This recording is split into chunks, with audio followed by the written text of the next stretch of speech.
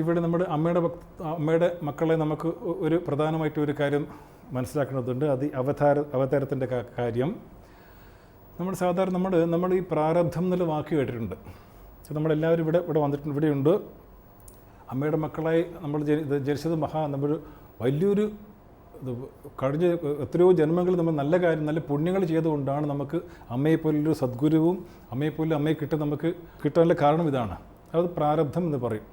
അപ്പോൾ നമ്മുടെ ഇവിടെ ഈ സംഭവം നടക്കുകയാണ്. ഞാൻ നിങ്ങളോട് സംസാരിക്കുന്നു, നിങ്ങൾ കേൾക്കുന്നു.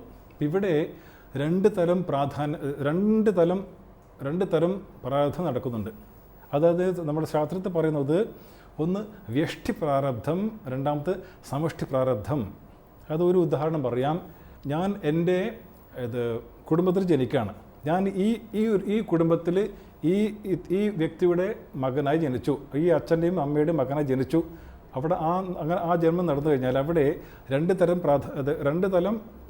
തരം പ്രാരാബ്ധമുണ്ട്. അതായത് ഒന്ന് എൻ്റെ പ്രാരാബ്ധം, ഞാൻ കഴിഞ്ഞ ജന്മങ്ങളിൽ പല കർമ്മങ്ങൾ ചെയ്തിട്ടുണ്ട്. ആ കർമ്മത്തിൻ്റെ ഫലമായിട്ട് എനിക്ക് ഇപ്രകാരമുള്ള അച്ഛനെ കിട്ടി, ഇപ്രകാരമുള്ള അമ്മയെ കിട്ടി, ഇപ്രകാരം വീട് കിട്ടി, ഇപ്രകാരമുള്ള ശരീരം കിട്ടി, ബന്ധുമിത്രാദികളെല്ലാം ഞാൻ ചെയ്ത കർമ്മത്തിൻ്റെ ഫലമാണ് ഞാൻ അനുഭവിക്കുന്നത്.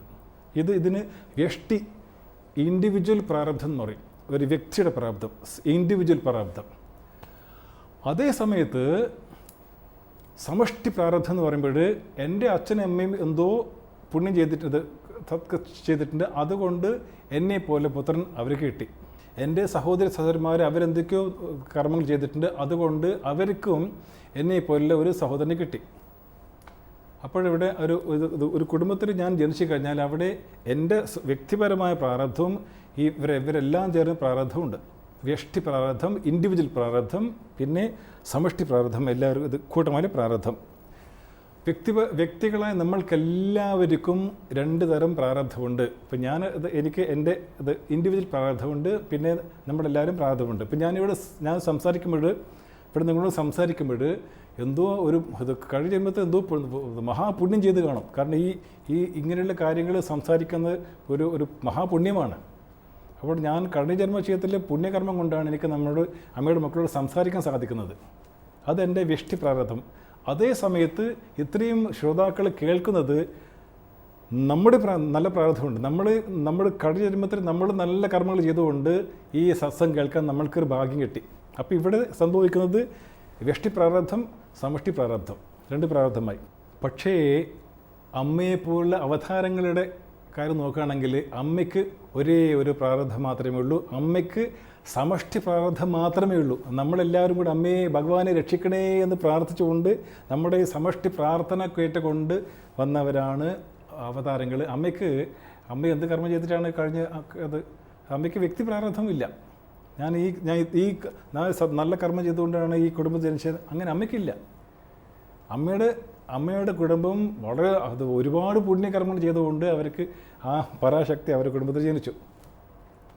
അവിടെ അമ്മയുടെ അവതാരങ്ങളുടെ ജീവിതത്തിൽ അവിടെ സമഷ്ടി പ്രാരബ്ധം മാത്രമേ ഉള്ളൂ, വ്യക്തി പ്രാരബ്ധമില്ല. അതുകൊണ്ട് നമുക്ക് പുണ്യകർമ്മം പാപകർമ്മം അമ്മയ്ക്കില്ല. ഇതാണ് ഒരു പ്രധാനമായി മനസ്സിലാക്കേണ്ടത്. അതൊന്ന്. എന്ന് കൂടാതെ നമ്മൾ സാധാരണ ചോദിക്കാനുള്ള കാര്യം, how can we understand an avatar? ഒരു അവതാരത്തെ എങ്ങനെ മനസ്സിലാക്കാൻ സാധിക്കും? ഒരു മഹാത്മാവിനെ എങ്ങനെ തിരിച്ചറിയാൻ സാധിക്കും എന്ന് ചോദിക്കാറുണ്ട്. ഇവിടെ ശാസ്ത്രം പറയുന്നത് you cannot understand, it is very difficult to understand a Mahatma or saint because he behaves like the rest of us. ഒരു സന്ത് മഹാത്മാവിനെ മനസ്സിലാക്കാൻ വളരെ വളരെ പ്രയാസമാണ്. കാരണം അദ്ദേഹത്തെ പെരുമാറ്റം നമ്മളെ പോലെ തന്നെ ഒരേ സാഹചര്യത്തിലായിരിക്കും. അവരെ മനസ്സിലാക്കാൻ വളരെ പ്രയാസമാണ് എന്ന് പറയും. നമ്മുടെ സാഹചര്യം അതുപോലെ മഹാത്മാക്കളുടെ സാഹചര്യം ഒരേ സാഹചര്യമായിരിക്കാം, പക്ഷേ അത് അഗജാന്തര വ്യത്യാസമുണ്ട്.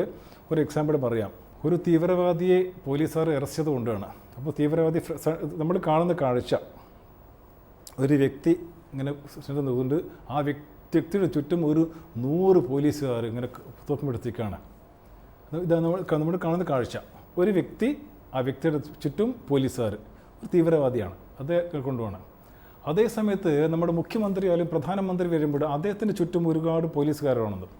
അത് ദൃശ്യം ഒരുപോലെ ഇരിക്കും. ഒരു വ്യക്തി ചുറ്റും പോലീസുകാർ. പക്ഷേ വ്യത്യാസമില്ലേ?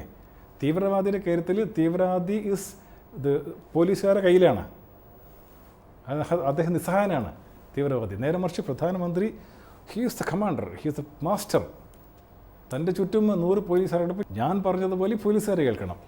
അതാണ് പ്രധാനമന്ത്രിയും ഒരു തീവ്രവാദി തമ്മിൽ വ്യത്യാസം. ചുറ്റും പോലീസുകാരാണ്. കാണുമ്പോൾ ഒരു നോട്ടത്തിന് ഒരുപോലെ ഇരിക്കും, പക്ഷേ വ്യത്യാസമുണ്ട്. തീവ്രവാദി എന്ന് പറഞ്ഞാൽ പോലീസുകാരെ കയ്യിലിരിക്കുകയാണ്. Is A bound. നേരെ വെച്ച് പ്രധാനമന്ത്രി എന്ന് പറയുമ്പോൾ അദ്ദേഹമാണ് is A master of circumstances and situations. അതുപോലെ നമ്മളും ഒരു സാഹചര്യത്തിലുണ്ടാവും, അതേ സാഹചര്യത്തിൽ അമ്മയുണ്ടാവും. പക്ഷേ വ്യത്യാസം ഇത്ര മാത്രമേ ഉള്ളൂ. They are master of circumstances and situations. അവരെപ്പോഴും മാസ്റ്ററാണ്. അവർ ഒരു സാഹചര്യത്തിൽ അവരെ നിയന്ത്രിക്കാൻ പറ്റില്ല. അവർ ഏത് സാഹചര്യത്തിലും ആ സാഹചര്യത്തെ നിയന്ത്രിക്കാനുള്ള ശക്തി അവർക്കുണ്ട്.